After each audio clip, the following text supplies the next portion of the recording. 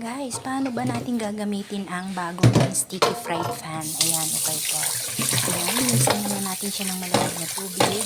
At ayan, linis ang gamitin natin ay yung malambot. Ayan, malambot lang yung bigyan natin. Kasi bago nga yan.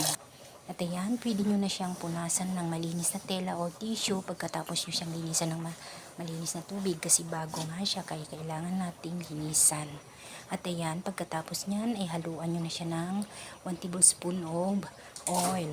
Kahit anong mantika po ay pwede nyong ilagay dyan. Ihalo nyo po yan hanggang lahat ay malagyan ng mantika.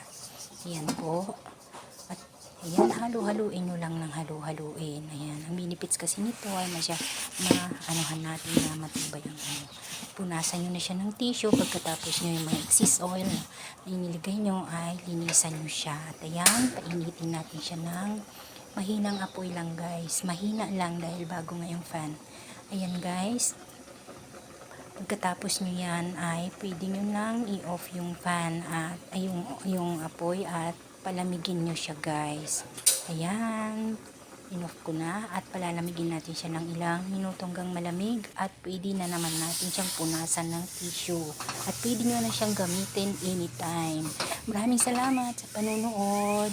Sana nakatulong to sa inyo. Bye bye.